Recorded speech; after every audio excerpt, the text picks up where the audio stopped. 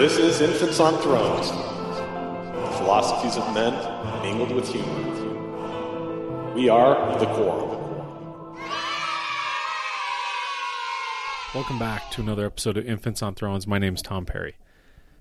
So as many of you know, I've been on a lot of group conversations, podcast episodes that range from being extremely funny and entertaining to being serious, educational, and everywhere in between.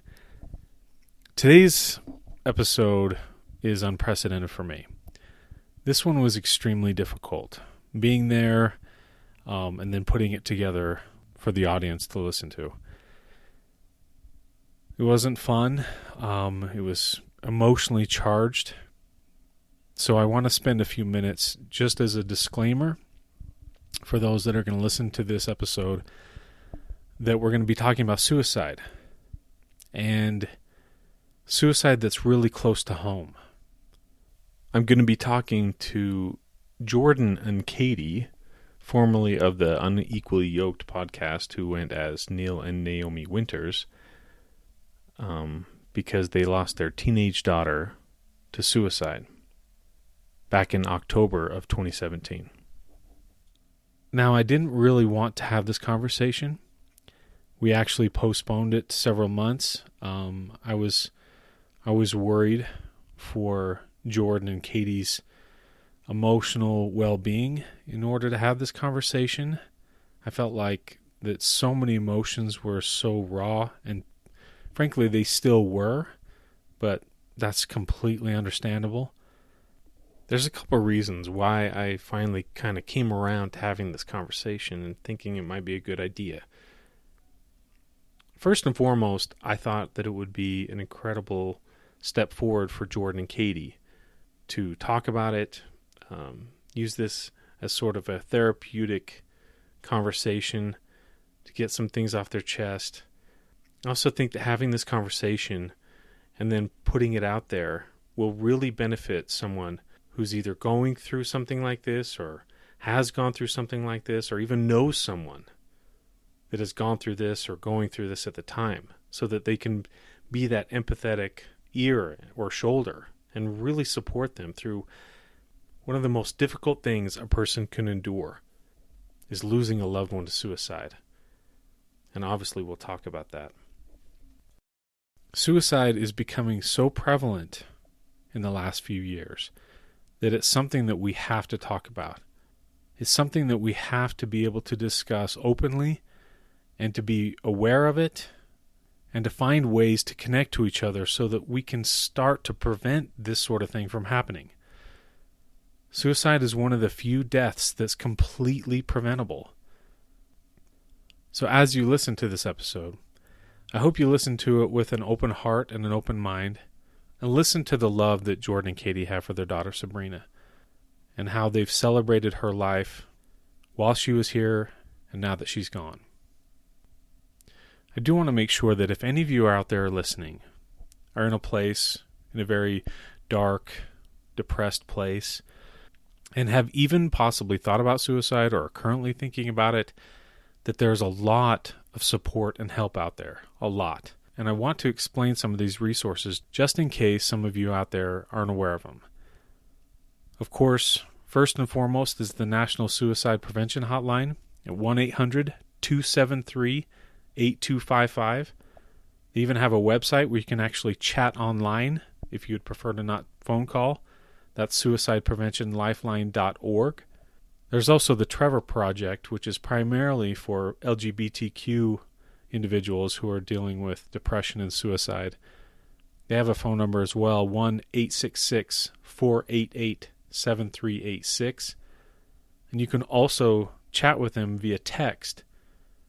If you text them at 1-202-304-1200 and text Trevor in the text line. I also want to give a shout out to the Utah County Crisis Line, the line that I volunteered at for almost 2 years. And if you are in Utah County, this is actually a really valuable resource. Their phone number is 1-801-691-5433. There's also another resource that I want to mention that Jordan, Katie, and I actually talk about in the discussion, and this is at the University of Utah Hospital, what's commonly referred to as UNI, the University Neuropsychiatric Institute. You can actually contact them direct through their phone number at 1-801-583-2500. This is actually a very valuable resource for those that are suffering with any form of mental illness. There's also lots of support groups out there, depending on where you live. It's definitely worthwhile to Google to see if there's some near you, if you're in a situation where you could really use someone to talk to, or go to someone who's been there or understands. And of course, I want to reiterate the fact that there's always professional therapy available. But the bottom line is, I just want the audience to know this, first and foremost.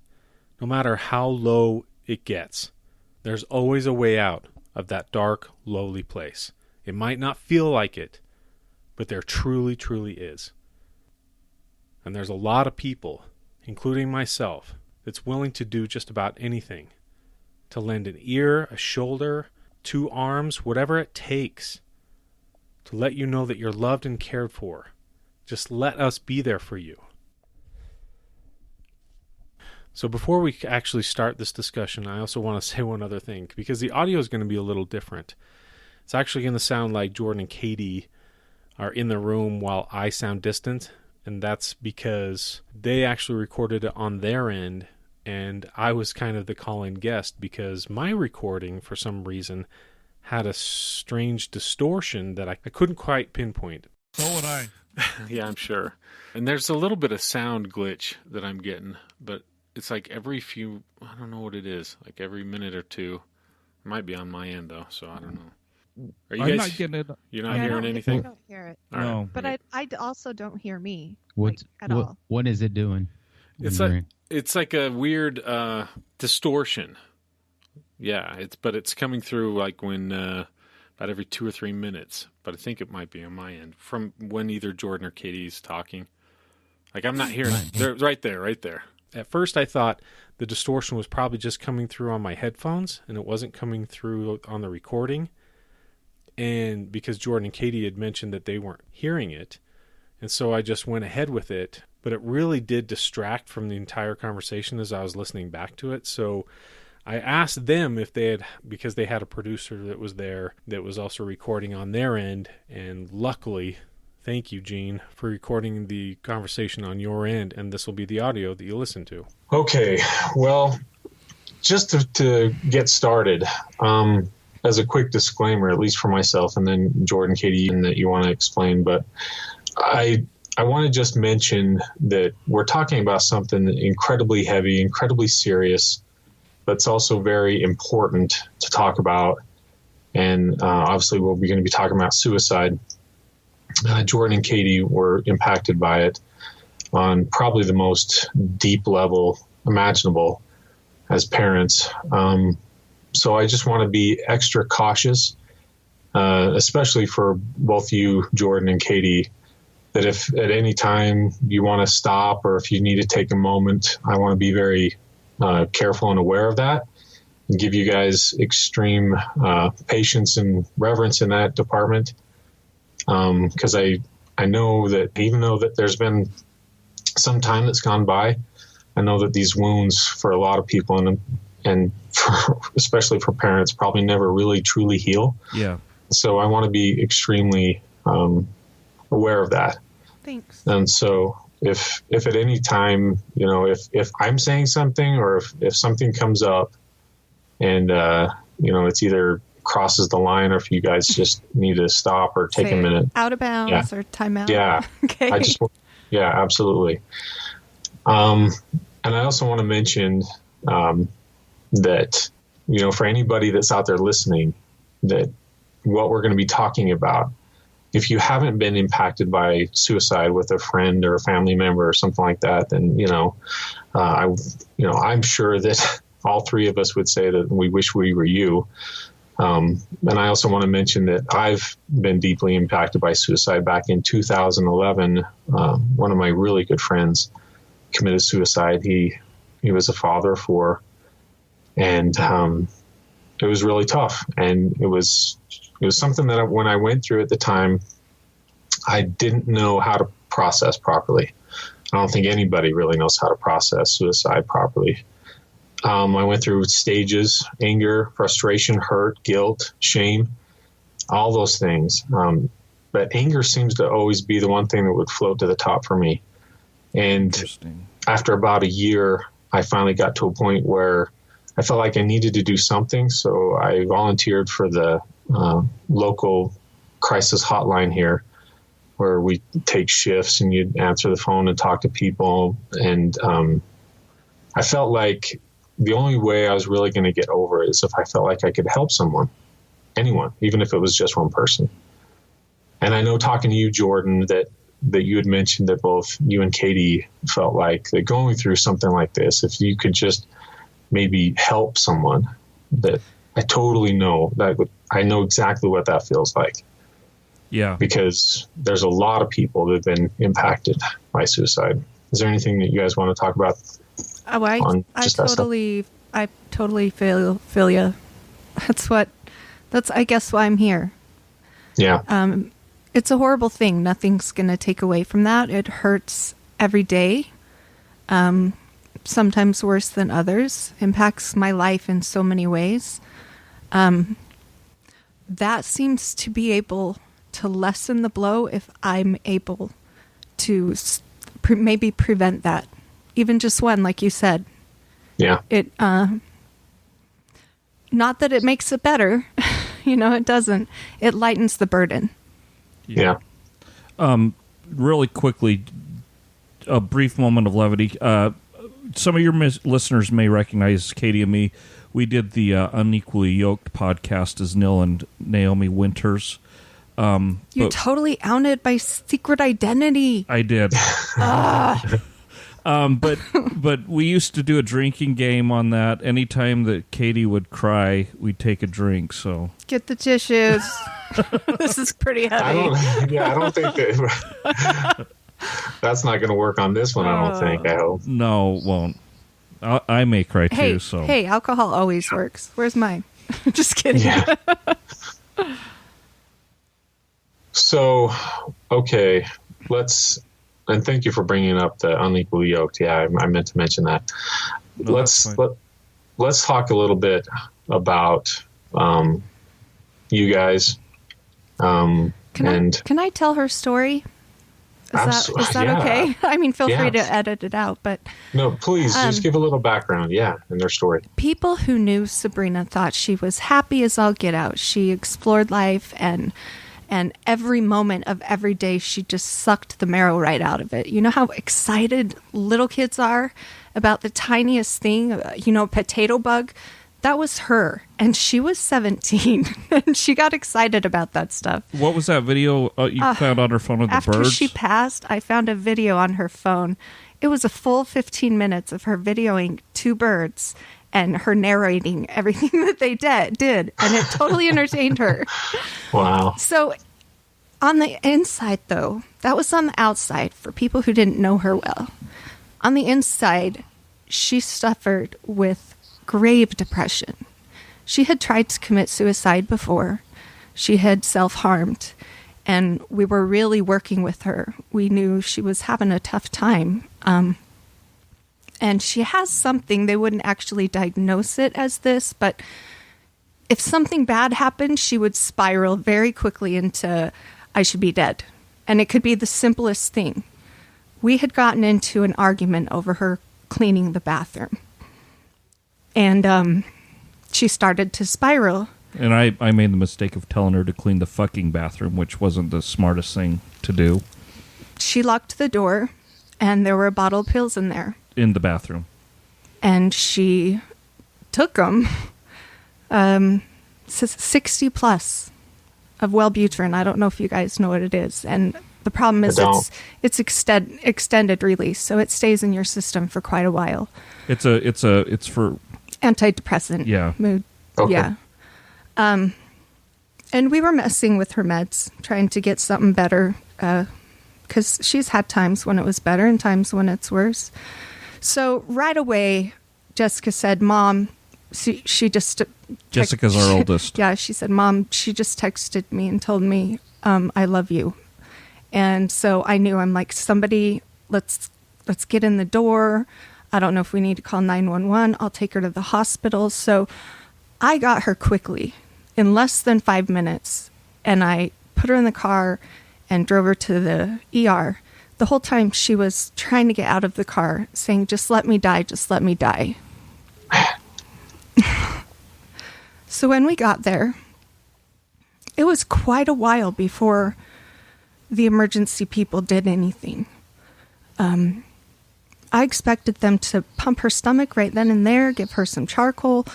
Nothing happened. They kept saying, we're with poison control, trying to consult about what to do. About 45 minutes later, they gave her some charcoal. And the plan was to send her to a specialty hospital until she was physically well enough to go to another place, you know, what people would call a mental institution, which I don't like that term. But can I have some of that water, not beer? Oh. Sorry. My mouth is super dry. When can you guys just give a timeline of when this all happened? This was October. October 15th or 14th, somewhere in there is when she did her initial. Yeah. By the time we had gotten her to the ER, a little bit after that, we had got her laughing. She didn't want to die anymore. So it was a good 20 minutes that she wanted to die. That's it, 20 minutes. And so they took her overnight at a specialty hospital just for observation. In the morning, I got a call that said her condition had changed, that I should get to the hospital as soon as I can, that she had had some seizures. It's a children's specialty hospital. That's here all in Charlotte. that they told me. So I get in the car and I'm there in 50 minutes. So I find out where her room is. I start walking up. I open the elevator and there is the sign, what is that called? Intensive care unit. Intensive care unit. And I go, okay, don't overreact. It's going to be okay. They're just probably taking precautions, you know? So they showed me to my room, and when they unveiled her in the curtain, she was in a bathrobe with tubes down her throat on life support. And she looked just like a vegetable, her eyes half open. There was no way she was going to be able to talk. When the doctors finally came in and talked to me, I asked what her outlook looked like. He said, we don't know. She might be mentally retarded for her whole life. She might have brain damage. She might not wake up. We just don't know. So she was on life support for a good 2 days. And then they decided to wean her off. And when she got up, we got her laughing, and she hit on her male nurse way too much that they had to change nurses. The pain medicine really made her just speak out loud any thought. Well, he must have been pretty handsome too, huh? Yeah, he was. I had a crush on him. Her thing is, nice. her thing was always like, is he hot with boys? She came out of sedation, and then they had to put her back under because her heart rate was going really low or something. Yeah, no. What happened was she came off. We had her laughing. She was having a good time. She was still super groggy, and then it started to sound like she was really struggling for breath. And I was like, "Okay, we need to get someone in here." The doctor came in. Her lungs had taken in a whole bunch of fluid because they had woken her up too quickly. So they had to put her back under on life support. And so, long story short, she ended up being fine within another day, and they were moving her down to a regular room. I spent the night with her. I washed her hair. We talked and chatted. She told me she was still sad but didn't want to die. Was trying to struggle to laugh and be happy. And then the next morning, I went home to watch my sons play and said, "See you in the morning, honey." And the next morning, I got another call and said, "Are you on your way to the hospital? Her condition has changed." They always tell you like just the littlest bit so that you don't wreck on the way there because you're trying so hard to get there. Yeah. When I got to the hospital, somebody came out to talk to me and took me into a separate room. They told me after we intubated Sabrina, her heart stopped. We've been doing CPR for half an hour. If you would like to come and watch them finish, you are welcome to. So I went back there and I held her hand and I pleaded with her to come back. After about an hour, the doctor came in and, well, he was there the whole time, but he told me, I don't know what kind of quality of life would happen even if we could save her. We've been doing it for an hour. I just don't think we can do it. One of the things from me watching that, it was cathartic in that I felt like I was there with her and I did everything I could. But it also has traumatized me. I can't get the visuals of her in a diaper the first time with tubes looking like a vegetable. I can't get rid of the picture of them pressing so hard on my baby that her body bounces back up when they do compressions.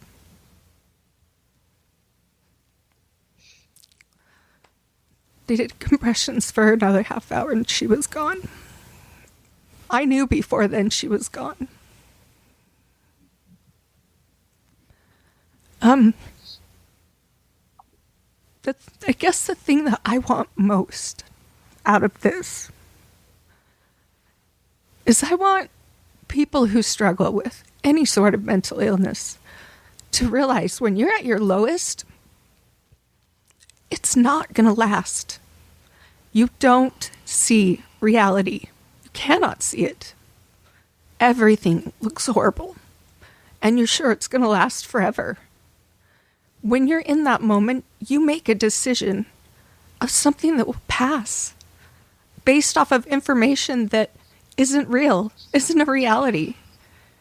If people can just make it through those moments, do something to distract yourself until you can see a little bit more clearly. If people turn to those who they love and trust and ask them what reality is,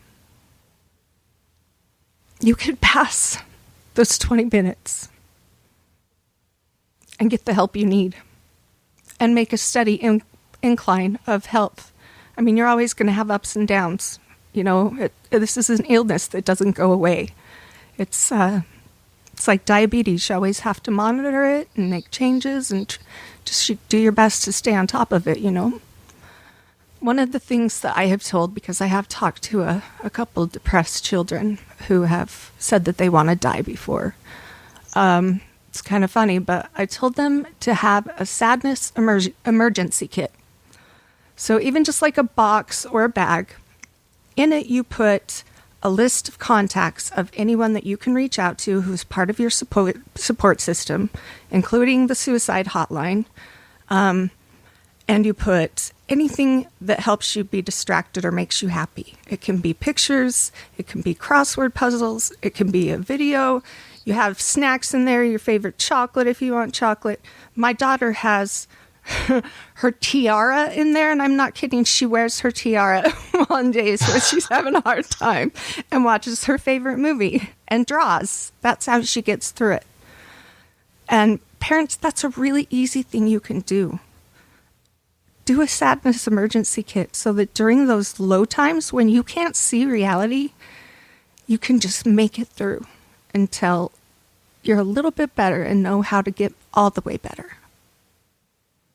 That's really, really good advice. And I just want to say, Katie, I'm deeply touched that you're willing to share that experience in as much detail as you're comfortable with. But I just want to honor that how difficult of a moment that would be for anyone. And I just want to take a minute and say thank you for sharing it, because I'm not going to patronize you by saying I know what it feels like, because I can't.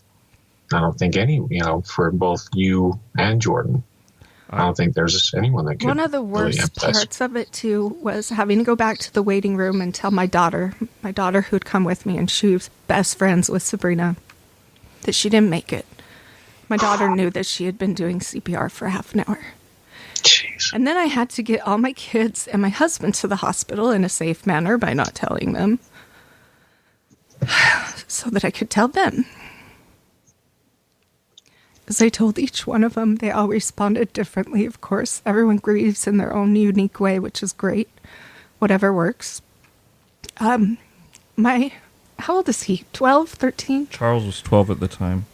He stands up and for a good minute runs around like just saying, no, she's not. No. Just having to watch each of them go through it and then having to tell my husband when he got here.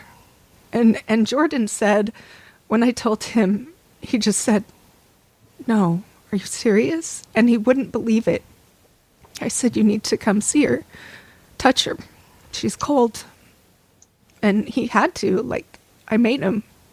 And it wasn't till then that it really sunk in for him. I kept asking her to wake up. He did, over and over again. Sabrina, wake up. That's the other thing I want people to realize who are suffering with mental illness. There's a lot of people who love you. And when you're in those dark times, you think that they would be better off without you. You think that either that or you think nobody cares about you. There were hundreds of people at her funeral. I'm talking about how deeply it affected me. If you can't try to get through it for yourself, get through it for your loved ones. Push through. I promise it will get better. I promise. There's always something you can do. Always. Yeah, that's definitely something that I've had to take notice, being involved in the suicide support community, is having to remind them, because when you're totally right, Katie, that when, whether you're fighting a mental illness or just chronic clinical depression or whatever it is, that when you're that low, it's nearly impossible for them to even think or realize that there are people that love them. Yeah. It's like almost this switch that goes off in their mind. They can't even imagine that someone loves them. Which is why in the Sadness Emergency book, there's pictures of people who are loving her. I actually had people who love her write a little message for her in a journal so that they could read it. This is my other daughter. Sabrina, sometimes something that worked for her. I don't know if you've ever heard of singing bowls. No. Yeah, it's like really Tibetan or something. Yeah, as you're making it ring, it takes this concentration and calmness to be able to hit just the right rhythm and strength so that it makes this nice, ringtone. She would use those once she was in what we would call her emotional mind, she would use those to focus and get back into her conscious mind, back to reality. And it was simple. I mean, it happened as soon as a minute. I was shocked that it helped so well, but for her that was big. Just getting past her emotional mind. I think that's rationality. Really, yeah, absolutely. Well, maybe it's just me being a little bit selfish, but could each of you share, just one random wonderful moment of Sabrina? Oh, that'd be just great. kind of to, I don't know, to celebrate her and to shine some light in the darkness. Yeah, I have video on my Facebook page of her. I don't know if you ever some stupid chicken game where you balk it on your phone, and when the louder you balk, it jumps. The higher it jumps, and we've got video of her at the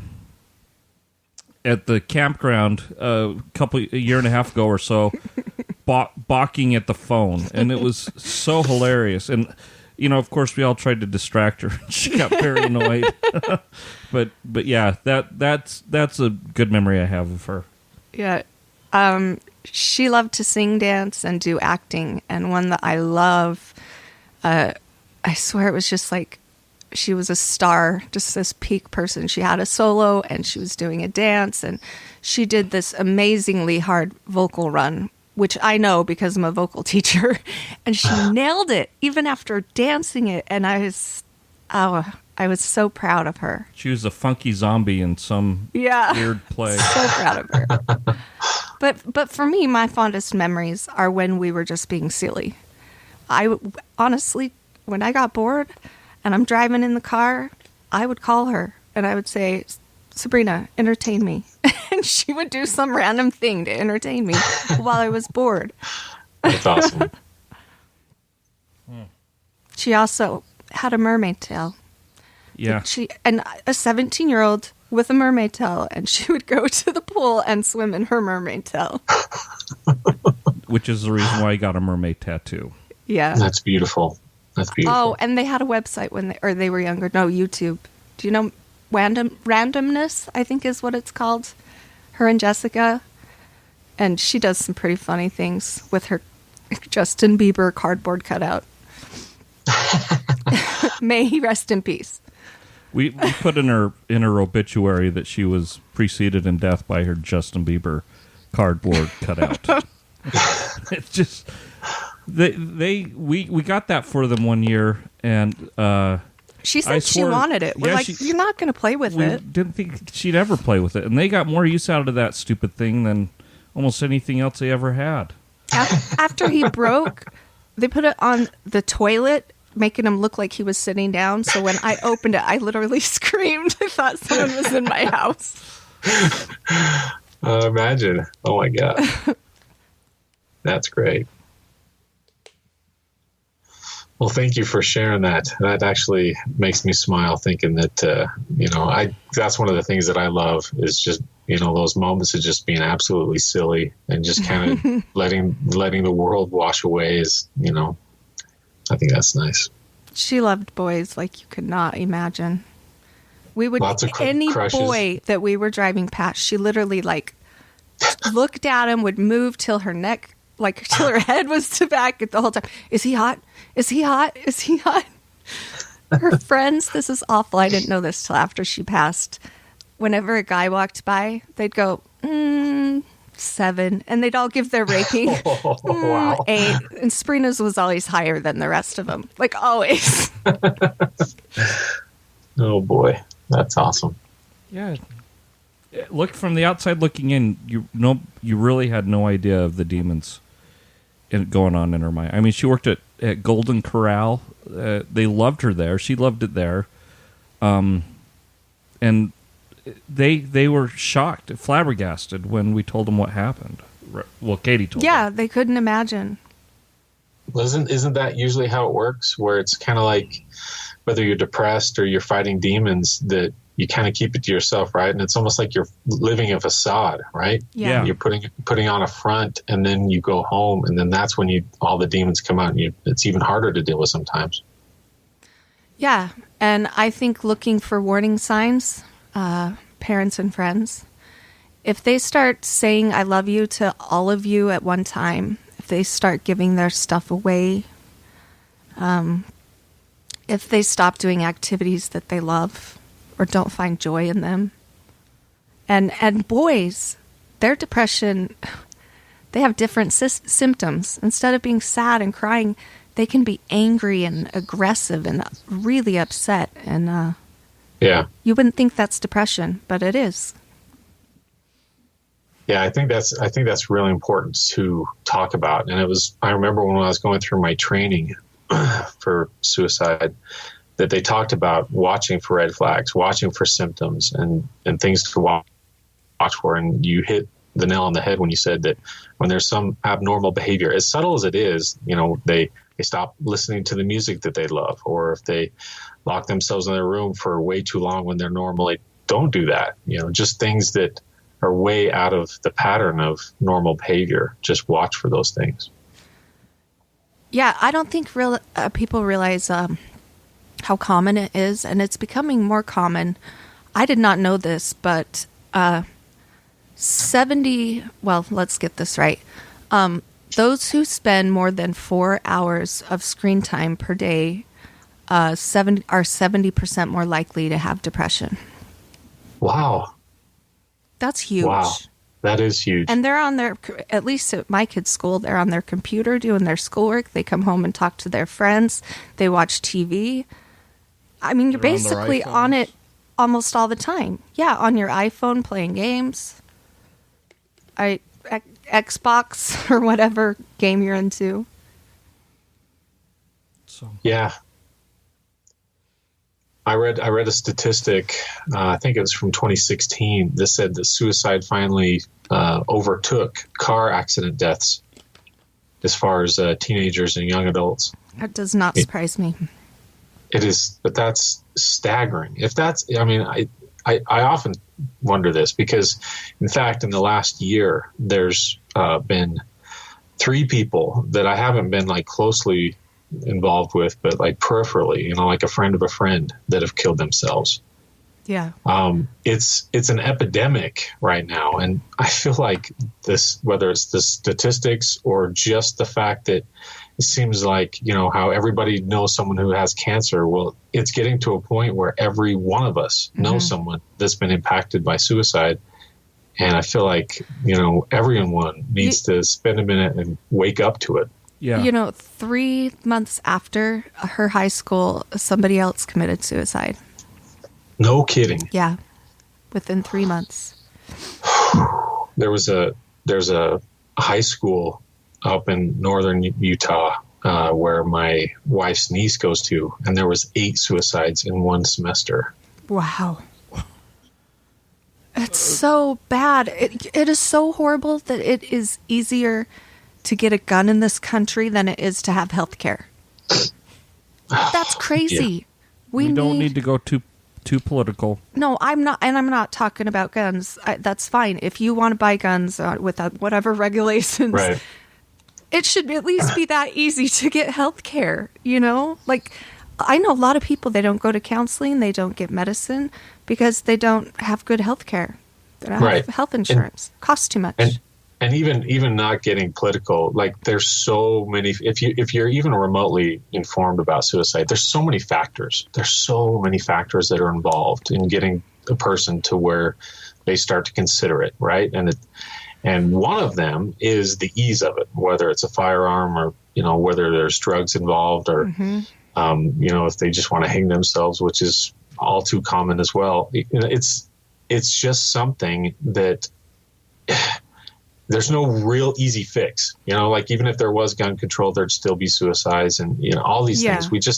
It's like, this is a really messy and complicated issue, but it's something that we all need to work together at, you know? Yeah. I mean, it's like, this is a post-mortem podcast. Everyone, it's becoming more and more common for members to know someone who's left the church. And like you said, it's becoming almost as common to know someone who's committed suicide, and it's scary and it's concerning.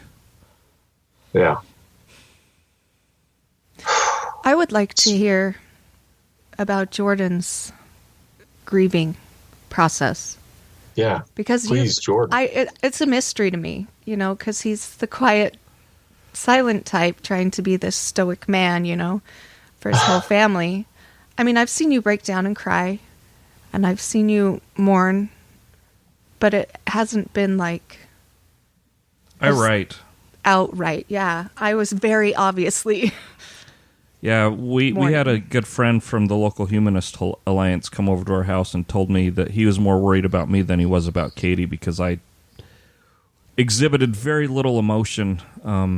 Which means you're bottling it up. During this situation.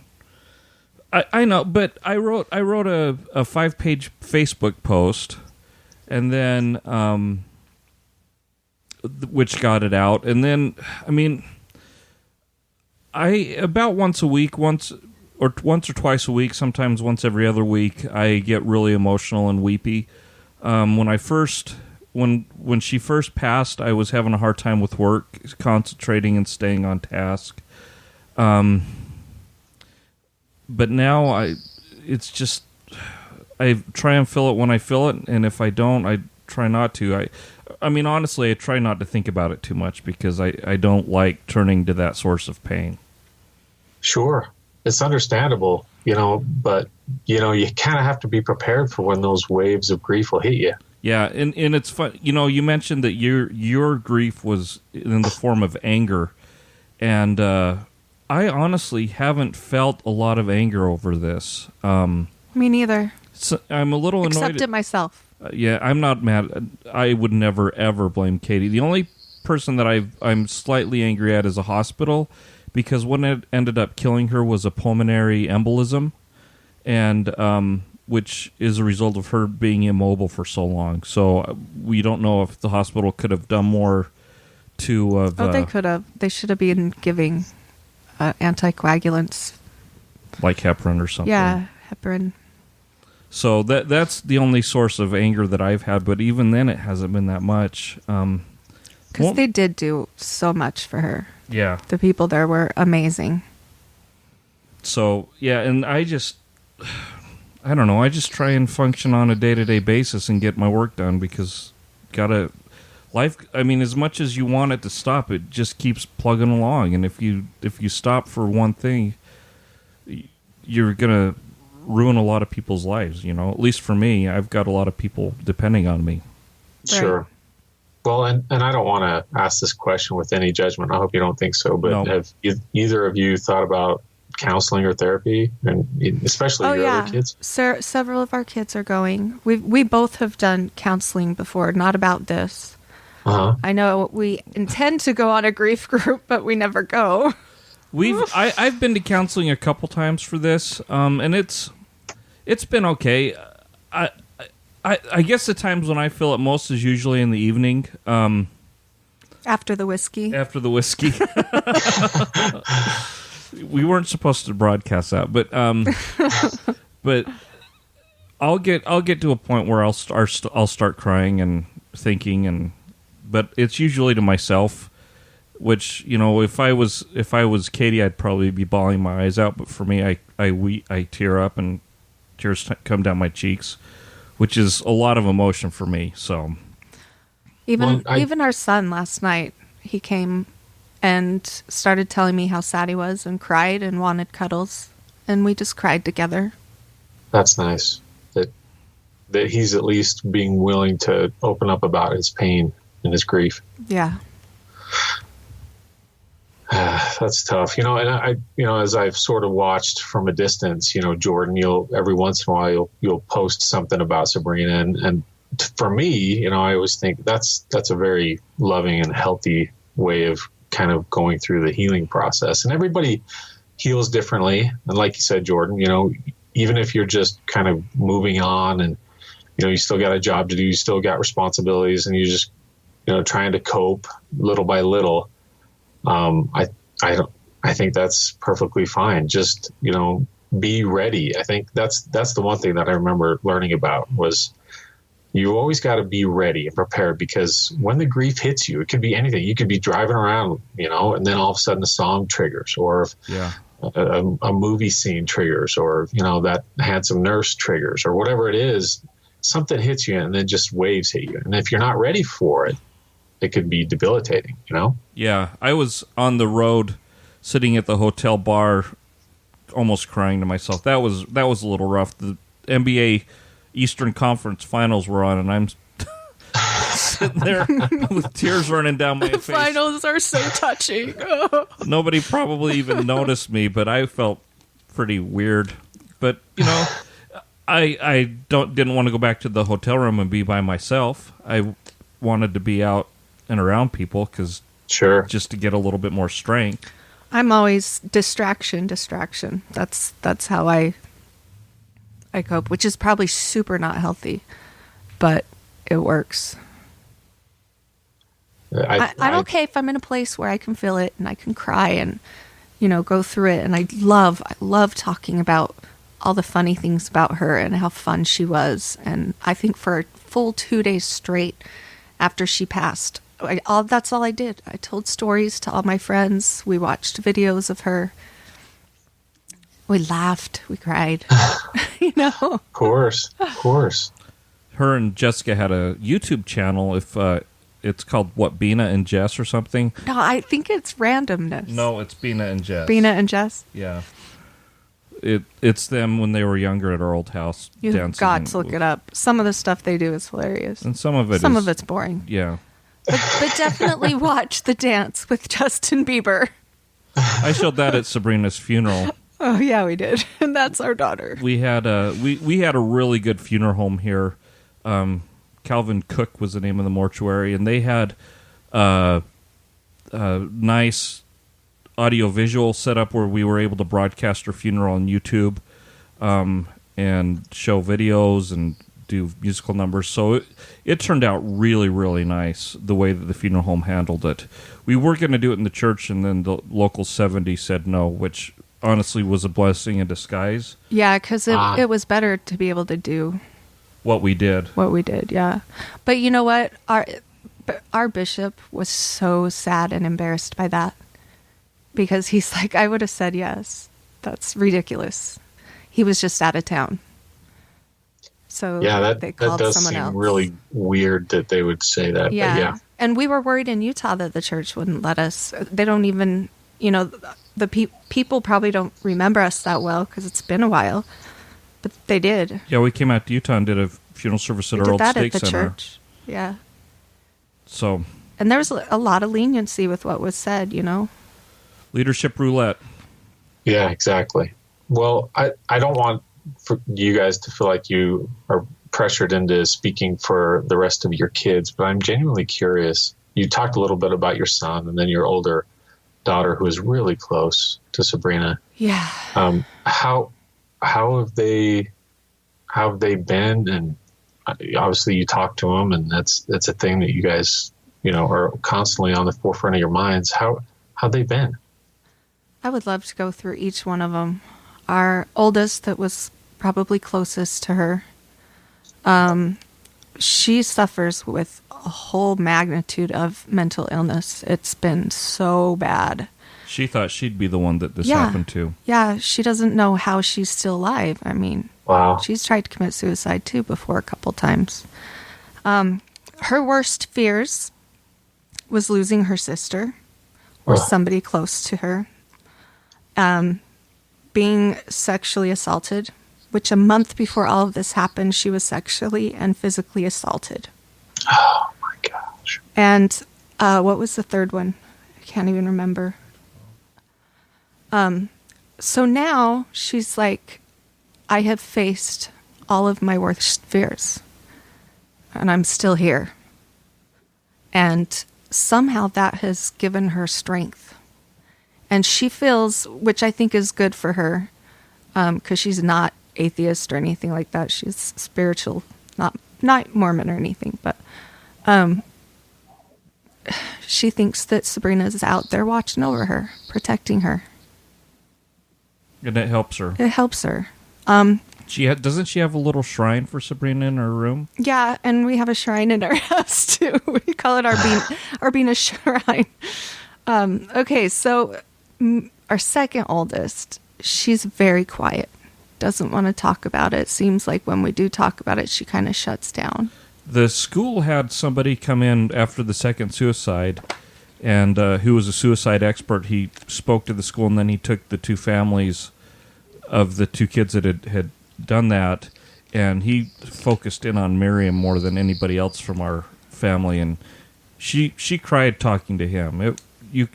She has not let us in the door to how painful this is for her, but we saw a little bit of a glimpse for it. So she's in counseling because I think she feels more comfortable talking to a counselor than to us, which is okay. And she cries. We cry and hug and remember funny things.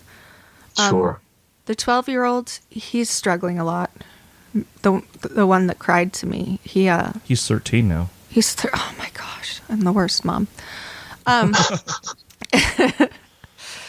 Yeah, he's struggling a ton. He goes to his school counselor a lot and goes to regular counseling, and he cries quite a bit about it, and he tells us that he misses Sabrina a lot. And the recent school shootings haven't helped at all. He didn't want to go to school. He's like, Mom, I'm not going. I don't feel safe. because he's seen what it's done to have, like to us, to have a child no longer be with us, you know? Oh, yeah. Yeah, I didn't even think about that. And it just seems like we, all too often, the news is reporting another one. I know. Yeah. It's awful. just getting worse. It's so... Anyway, side tangent. The youngest one seems to be the most resilient, which makes sense. Little kids are. And Sure. He's 9? Is he 9? He's 10. He's 10. See, I'm a bad dad. But Katie's dad passed away, and yeah, like and a month after, huh? And he didn't. He's like, I can't. He didn't want to go to the funeral. He's like, I can't take it. I can't do another one. Our kids didn't want to go. Oh, some wow. of them. I mean, some of them were like, yeah, I want to. Wow. Yeah. Yeah, So but that's them. the dog doesn't know. The dog knows. She misses Sabrina. And she knows, at least she knew we were all going through something. Because anytime someone was crying or having a hard time, she was running up to him and licking him and trying to get him to pet her. Yeah, So the dog actually really helps. I don't know why we're talking about the dog. But, actually, okay. It helps depression. Like, they did a study on it, and dogs help depression. Not cats. It didn't work with cats. But dogs, it did. So, just you hear FYI. all that cat people switch over. I know. Yeah, right. If you're messed up, you're going to be all depressed. Basically, you're going to die because you have a cat. Sorry, my humor's really dark. No, totally understandable, right? But I know that you guys are still, in the throes of this, and we've touched on some of the advice that, especially you, Katie, have touched on, watching for red flags and things to look for. For people that are out there listening, potentially, what advice would you say for them to either watch for, whether it's a loved one or a friend or someone close, to watch for, and maybe even like what are ways to reach out? Communication. I cannot say it enough. You need to make an environment in your home where your kids feel comfortable to come talk to you, which is really hard as a parent because we can come off really judgmental to our children.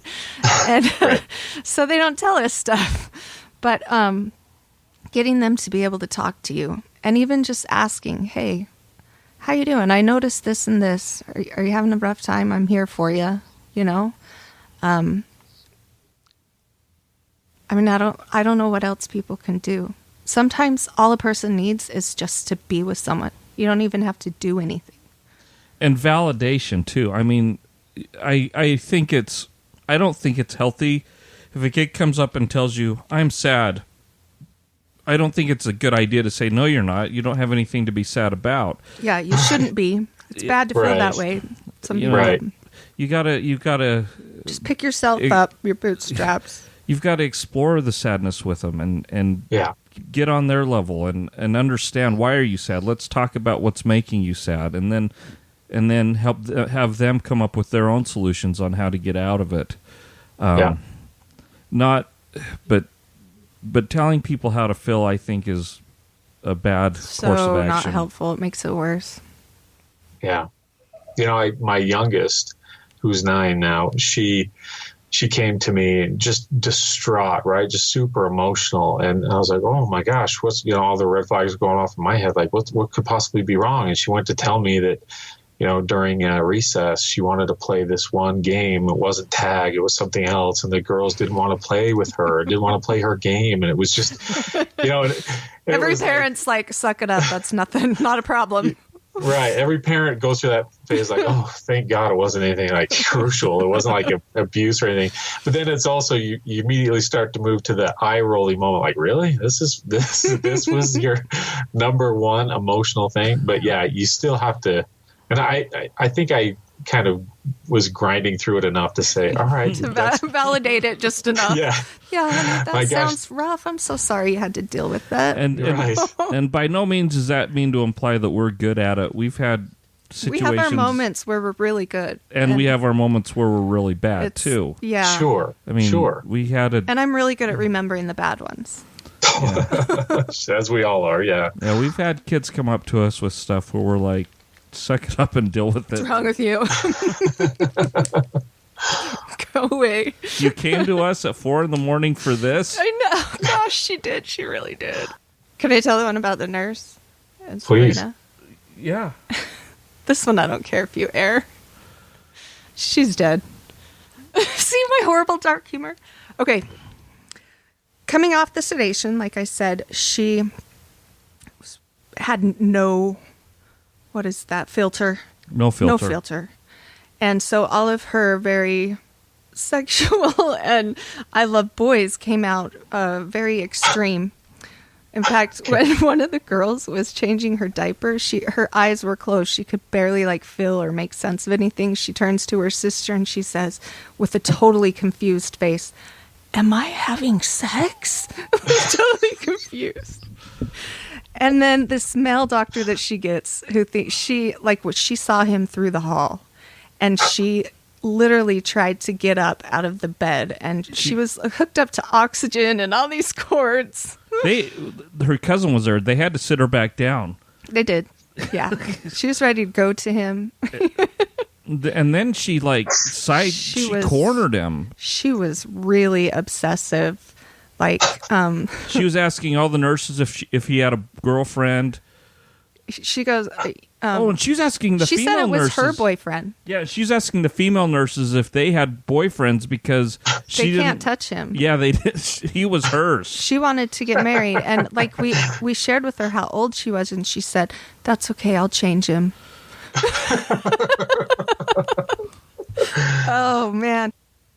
So are there things, obviously, hopefully, talking right now is part of the healing process. Are there other things? We've talked about some of the things, but I'm wondering if there's anything else that kind of comes to the front of your mind of helping with healing, whether it's, like you said, your son that would come and say, "I'm hurting, I miss her," and cry. But for whether the two of you together or alone, is there something that's kind of helps you go through it? Do you listen to some of her favorite songs and that helps, or I don't know? I like seeing videos of her when she was laughing and being silly and remembering all those times. Sure. Yeah, I just like to dwell to think about her, I guess, is where I spend when I'm in the mood. I'll think about her and remember her and then think she's never coming back, and that'll get more painful. But just remembering who she was and looking at pictures of her. I looked through all of our old text messages between the two of us one time, and that was really cathartic because I was worried, because one of the things she said as she was waking up from sedation was that I didn't love her. Daddy doesn't love me, which broke my heart. Oof, yeah. Because I got so mad at her when she took those pills. I mean, nobody gives you a playbook on how to react when your kid does something like that. And right. My first reaction, unfortunately, was anger. I was livid. I was so mad. Because it really seemed like she was doing it for attention, to get back at us. Yeah, and I thought she'd only taken 6 or 7 pills. I didn't realize how many she had taken until we counted how many were in the pill bottle left over. So we were. Anyway, so I read through the text messages and was shocked at how often I told her that I loved her, and I was glad to know that I had done that. Right. But that's these things happen, and nobody teaches you. Nobody warns you on how you're going to react in such a emotional crisis. Right. I like to reframe the thinking about how horrible it is that we're not going to have her anymore. I got a full 17 years with a almost wonderful, 18. Yeah, almost 18, with a wonderful daughter. I got to be with her. I got to experience life with her, and I might never have had that. And I watch people who their brand new babies are are dying, from being born too early, or somebody miscarried, or whatever it is that killed your young child. And I just think, thank goodness I got as much as I did, because it was a privilege. It was a blessing. That's a beautiful way of looking at it.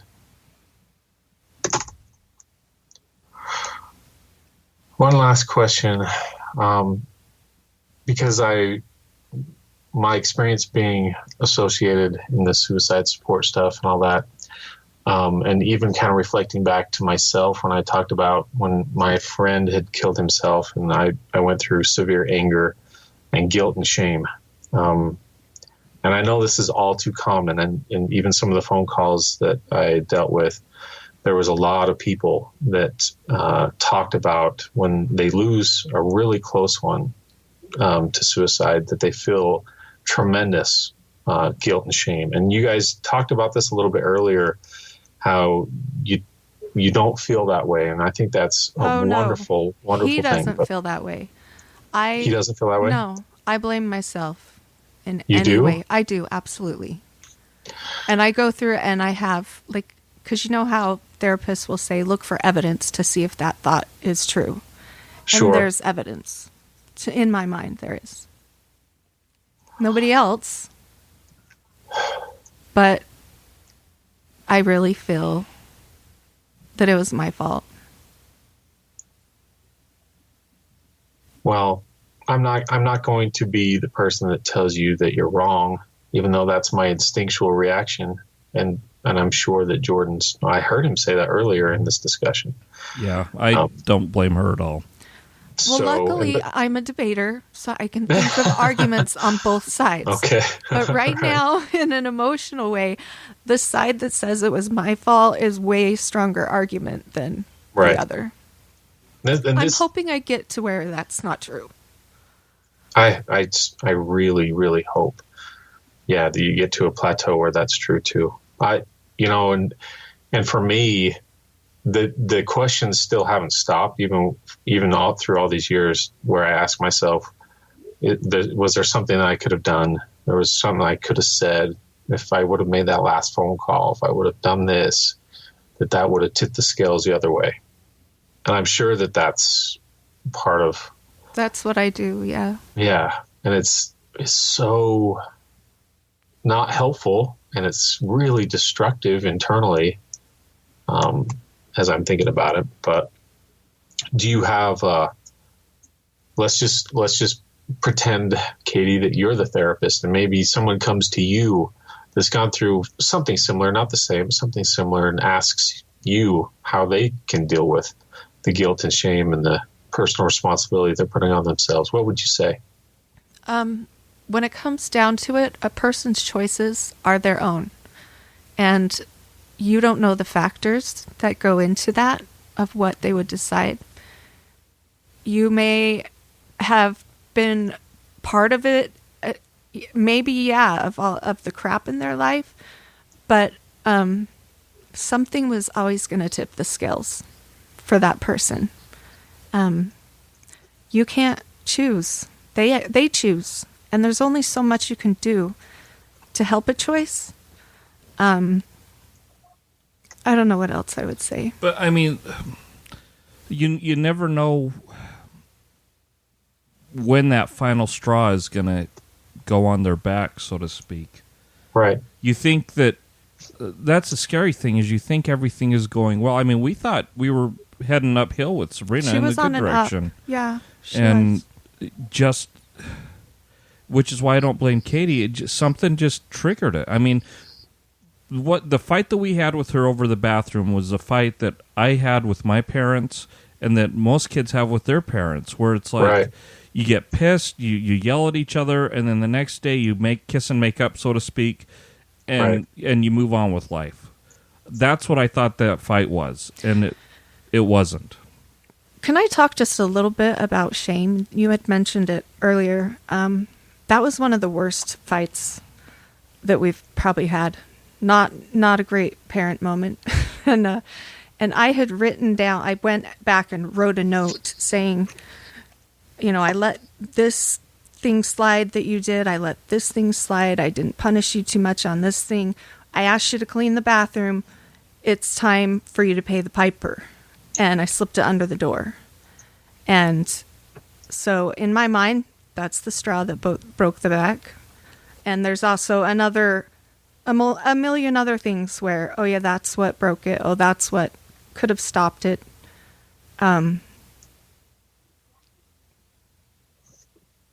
It's so important as a parent to not shame our children. There's a difference between letting them know right and wrong and when they've made a bad choice. But making a bad choice does not make you a bad person. Right. And just making them feel so horrible about themselves for making a bad choice.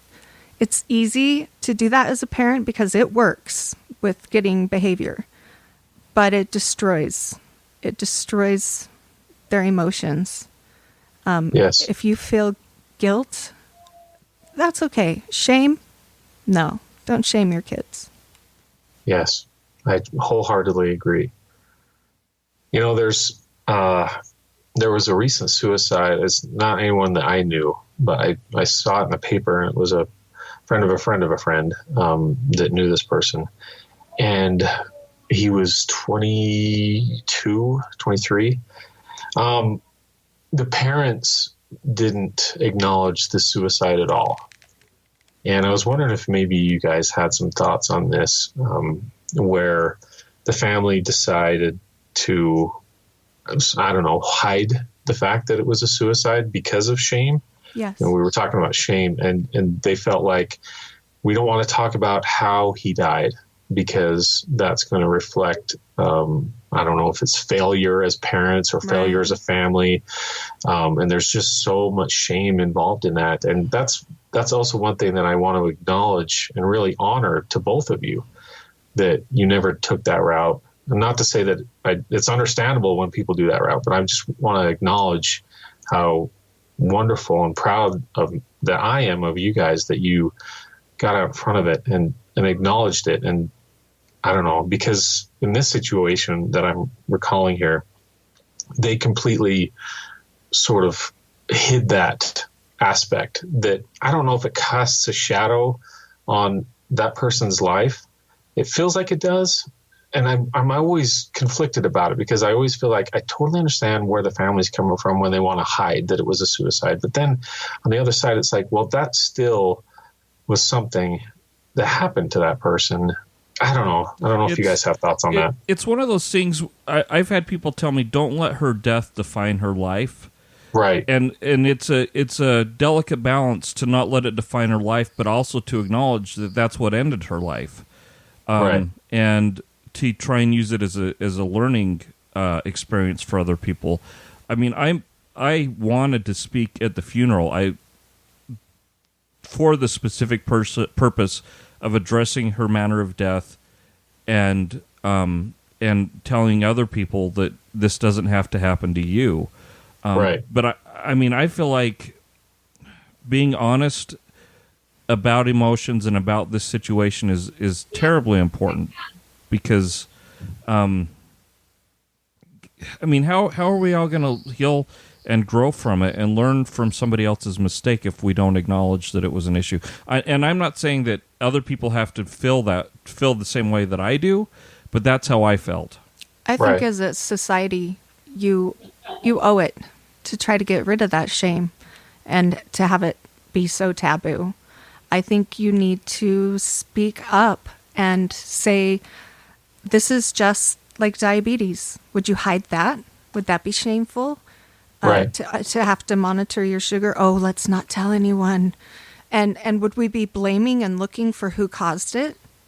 You know, mental illness is an illness, and it is not shameful to get it treated, and it's not your fault, somebody else's fault for depression.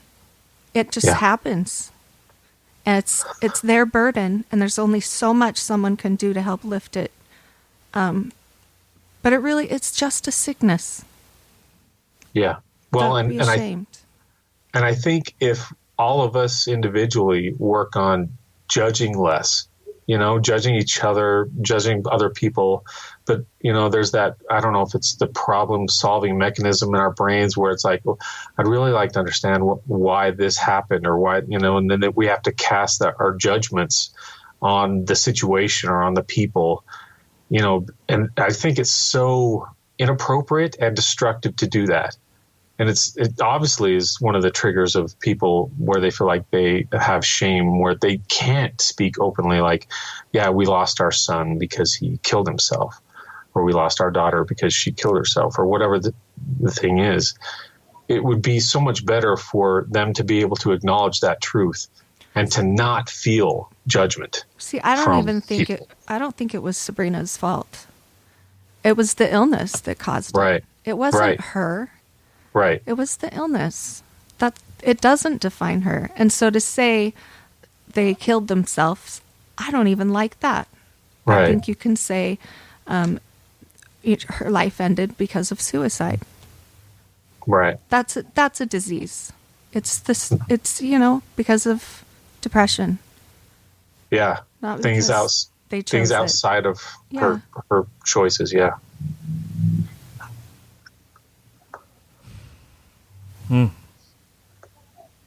Well, this has been tough. I want to say thank you for sharing your story. I think Sabrina would have been a wonderful person for all the people that she did touch in her life and all the people that she could have touched in her life. I think that's wonderful. And I think it's great that you guys are honoring her by talking about it, sharing the light that she shared. I think that's wonderful. Thank you. It's our pleasure. I mean, I'm the one who reached out to you to do this, so. Which I like, like when we first talked about it, which was just a few months, I think. Yeah, after January, I think. And we talked about it, and, I was really nervous because it felt like it was still so fresh. And frankly, I still think that it's a little fresh, but I'm truly honored that you guys were willing to talk to me and to share your story.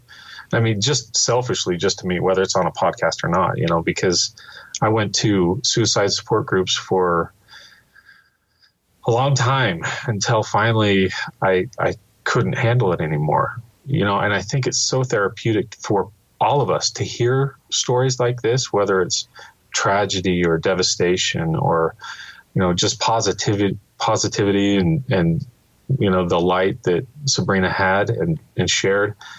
I think I don't know if it connects us with each other or it breaks down those walls and barriers like, hey, this could happen to anyone. Truly, like you said, Katie, this could happen to anyone because mental illness is a problem. It is a thing.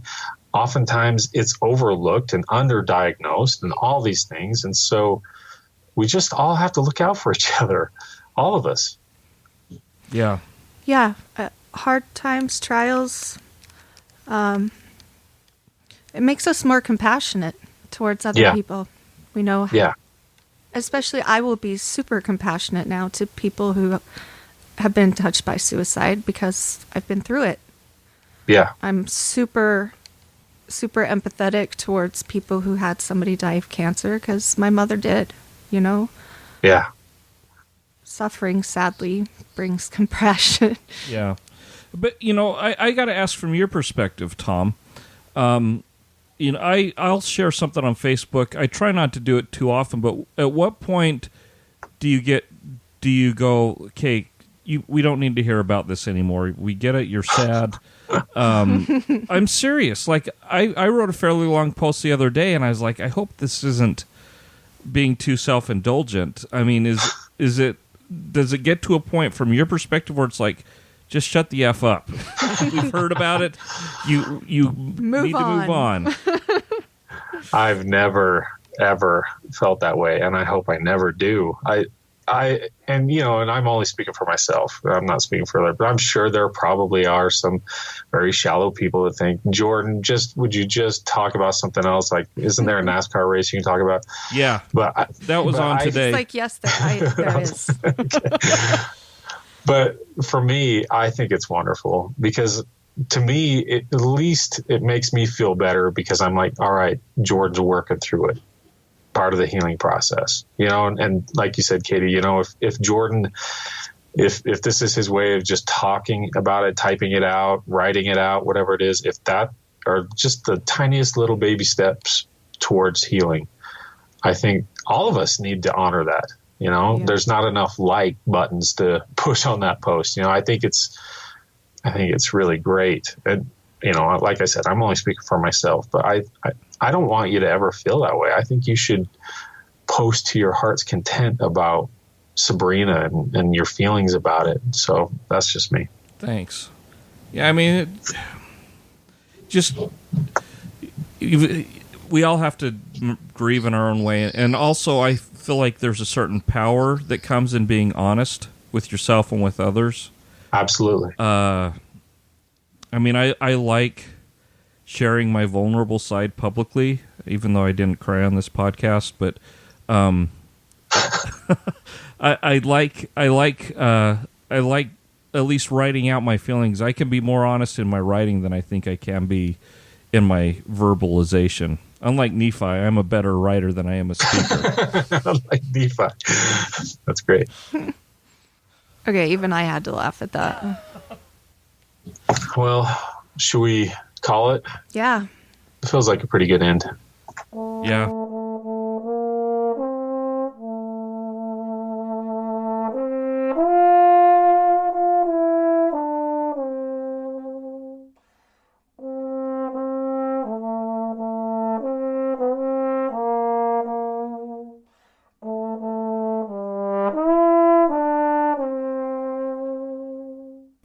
Hi, this is Lindsay from Colorado, and when I'm not listening to Infants on Thrones, I am practicing the hymns and awaiting the day that brass players can perform in sacrament meeting.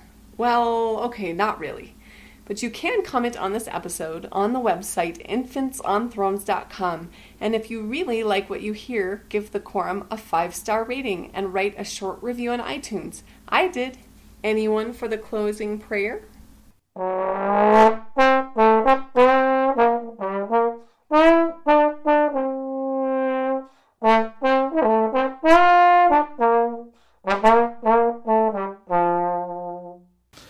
I will say, in Utah, you guys have got a great resource. Yeah. In the University of Utah mental Neuropsychiatric Institute. Yeah. They're amazing. They are really, really good. People come from out of state to go there, and you can, parents, just in case you live there, you can get a free evaluation. You just walk in the door, they evaluate. They have a professional evaluate, and then they'll look for a bed if they feel like they're not safe. We need more resources like that everywhere. Yeah. Everywhere. We had one kid go to a facility here in North Carolina. It was awful. And it was terrible. It was we're not going to send our kid. Which is why we didn't send Sabrina. My daughter said I came back worse from that place than before I came in. Before I went in. But Uni is amazing. Yeah. Thank you for listening to Infants on Thrones.